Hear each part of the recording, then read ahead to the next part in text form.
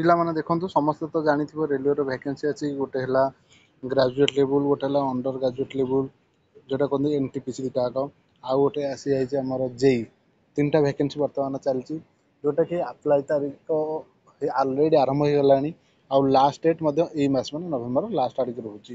ତ ଦେଖନ୍ତୁ ଇଏ ଗୋଟେ ମୁଁ ଆପଣଙ୍କୁ ନୋଟିଫିକେସନ୍ ଦେଖାଉଛି ଯେଉଁଟାକି ଆପଣଙ୍କର ନା ଆମର under graduate non technical under graduate ପାଇଁ ଏଇଟା ବୁଝନ୍ତୁ ସେଇଟା ଆପଣଙ୍କୁ ଦେଖାଉଛି ଅଣ୍ଡର ଗ୍ରାଜୁଏଟ୍ର।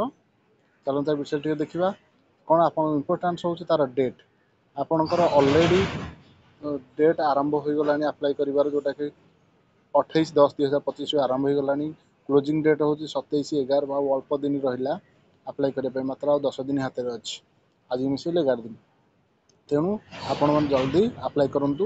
ଆଉ ଲାଷ୍ଟ ଡେଟ୍ ଯେଉଁମାନେ ରହୁଛି ଫି ପେମେଣ୍ଟର 29/11 ଆଉ ମୋଡ଼ିଫାଏ କରିବାକୁ ଚାହୁଁଛନ୍ତି ଯେଉଁମାନେ ଏମିତିକି RRB ଏକା ଚେଞ୍ଜ କରିବାକୁ ଚାହୁଁଛନ୍ତି ଡିଭିଜନ୍ ଚେଞ୍ଜ କରିବା ପାଇଁ ରୋଡ୍ ଜୋନ୍ ଚେଞ୍ଜ କରିବାକୁ ଚାହୁଁଛନ୍ତି ସେଇଟା ହେଉଛି 30 ତାରିଖ ଆଉ ଯେଉଁମାନେ ସ୍କ୍ରାଇବ୍ ନିଡ୍ କରୁଛନ୍ତି ସେମାନେ ସ୍କ୍ରାଇବ୍ ଡିଟେଲ୍ସ ଦେବା ପାଇଁ 10/12 ଲାଷ୍ଟ ଡେଟ୍ ରହିଛି।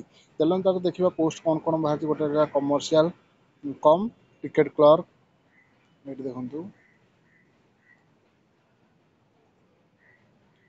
କମର୍ସିଆଲ କମ୍ ଟିକେଟ୍ କ୍ଲର୍କ ଯେଉଁଟାକି ଆପଣଙ୍କର ଲେବୁଲ୍ 3ରେ ଆସୁଛି ଆଉ ତାର ଇନିସିଆଲ୍ ପେ ରହୁଛି 21,700 ଆଉ ଗୋଟେ ହେଉଛି ଆକାଉଣ୍ଟସ୍ କ୍ଲର୍କ କମ୍ ଟାଇପିଷ୍ଟ ଯେଉଁଟାକି ଲେବୁଲ୍ 2ର ଆଉ 19,900 ରହୁଛି ତାର ବେସିକ୍ ଇନିସିଆଲ୍ ପେଟା।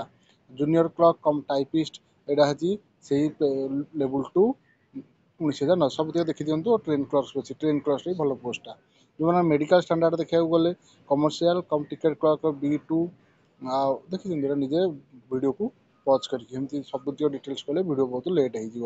ଏଜ୍ଟା ହେଉଛି ଇମ୍ପୋର୍ଟାଣ୍ଟ ରହୁଛି ଏଜ୍ ଆପଣଙ୍କ ଦେଖନ୍ତୁ ସବୁତିକ 18ରୁ 30 ଭିତରେ ହେଇଥିବ ତା ସହିତ ଆପଣଙ୍କ ଏଜ୍ ରିଲାକ୍ସେସନ୍ ଯେମିତି ରହିବା କଥା ରହୁଛି OBC 3 ବର୍ଷ SC ST 5 ବର୍ଷ EWS ଏମିତି କେତେ ଅଛି ଦେଖିବା ତାପରେ ଟୋଟାଲ୍ ଭ୍ୟାକେନ୍ସି ଡିଟେଲ୍ସ କହିବା ଆପଣଙ୍କର ଭ୍ୟାକେନ୍ସି ରହିଯାଉଛି ଟୋଟାଲ୍ ଦେଖିବାକୁ ଗଲେ 3,058ଟି ଓକେ ସେଥିମଧ୍ୟରୁ 3,058 ମଧ୍ୟରୁ ସବୁଠୁ ଅଧିକ ଅଛି କମର୍ସିଆଲ କମ୍ ଟିକେଟ୍ କ୍ଲର୍କ ଯେଉଁଟା କହନ୍ତି CCT ଏଗୁଟାକ ଓକେ CCTରେ ଅଛି 2,424 ମାନେ 2,424ଟି ଆଉ ସବୁଠୁ କମ୍ ଅଛି ଟ୍ରେନ୍ କ୍ଲର୍କ 77ଟି ଓକେ ପୋଷ୍ଟ ଡିଟେଲ୍ସ ଦେଖିଦେଲେ ତାର ଦେଖନ୍ତୁ ଏଜୁକେସନାଲ କ୍ୱାଲିଫିକେସନ୍ ଯେଉଁଟା ରହୁଛି ଆପଣଙ୍କର ମିନିମମ୍ ଏଇଟା ଆପଣଙ୍କର ପ୍ଲସ୍ ଲେବୁଲଟା ଅଣ୍ଡର ଗ୍ରାଜୁଏଟ୍ ଯେଉଁମାନେ ଆର୍ଟସ୍ ସାଇନ୍ସ କମର୍ସ +2 ଲେବୁଲ୍ କରିଥିବେ କିମ୍ବା ହାୟର ଥିବ ଡିପ୍ଲୋମା ପିଲା ହେଇପାରିବେ ଫାର୍ମାସି ପିଲା ହେଇପାରିବେ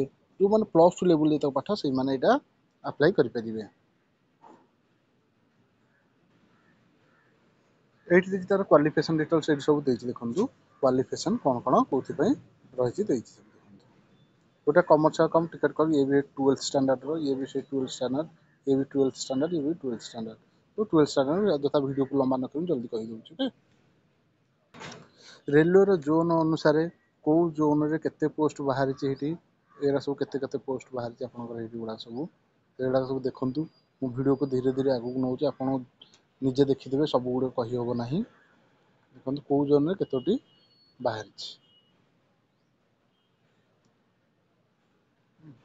ପ୍ରଥମ ରହିଲା ଅହମ୍ମଦାବାଦ RRB ଦେଖନ୍ତୁ ପୋଷ୍ଟ କେତୋଟି ରହୁଛି ଟୋଟାଲ୍ 153ଟି ତାପରେ ଅଛି RRB ଆଜମିର ଟୋଟାଲ୍ ରହୁଛି 116ଟି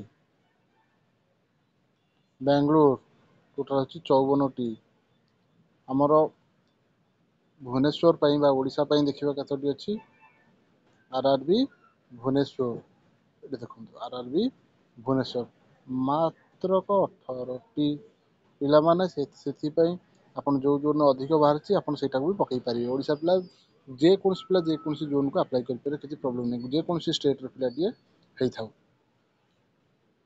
କେଉଁଟା ସବୁଠୁ ଅଧିକ ଅଛି ଗୋରଖପୁର RRB ଗୋରଖପୁର 163 ଏଠି ତ ଆପଣ ପାଇବାଟା ଟିକେ କଷ୍ଟ କାରଣ UP ବିହାର ସବୁ ପିଲାମାନେ ଏଠାରେ ଅଛନ୍ତି ସେମାନେ କମ୍ପିଟିସନ୍ ବହୁତ ହାଇ ହେବ। ଜାମ୍ମୁ କାଶ୍ମୀର ହୁଏତ କମ୍ପିଟିସନ୍ କମ୍ ହୋଇପାରେ କିନ୍ତୁ ବହୁତ ପିଲା ସେପଟେ ଟିକେ ରହିବା କଷ୍ଟ ହେଇପାରେ ଆପଣ ଦେଖନ୍ତୁ ପକାଇବାଟା କିନ୍ତୁ ପାଇବାଟା ଟିକେ ଇଜି ହେବ ଆଉ ଏପଟେ ରହିଲା ଗୋଟେ ନା କୋଲକାତା। କୋଲକାତା ସବୁଠୁ ହାଏଷ୍ଟ ଅଛି 469ଟି। କୋଲକାତା ପକେଇଲେ ବି ଚଳିବ, କିଛି ଅସୁବିଧା ନାହିଁ। ଓକେ, କୋଲକାତା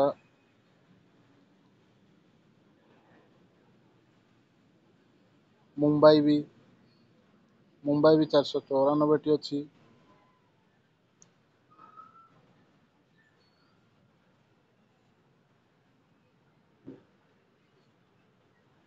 ପ୍ରୟାଗରାଜରେ ବି ବଢ଼ିଆ ପୋଷ୍ଟ ଅଛି 303ଟି।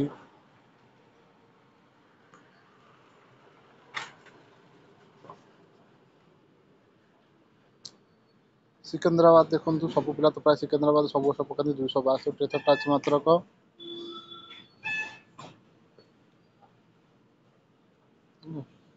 ଦେଖନ୍ତୁ କେତେଟା ପୋଷ୍ଟ ଅଛି ଦେଖିଦେଲେ ତ। କିନ୍ତୁ ଭିଡ଼ିଓଟାକୁ ଏଠି ମୁଁ ଶେଷ କରୁଛି। ଭିଡ଼ିଓଟା ଅତ୍ୟଧିକ ଲମ୍ବା ହେଇଛି। ଯେଉଁମାନେ ଆପ୍ଲାଏ କରିବାକୁ ଚାହୁଁଛନ୍ତି ତାର RRB ଅଫିସିଆଲ୍ ସାଇଟ୍କୁ ଯାଇକି ଆପ୍ଲାଏ କରିବେ।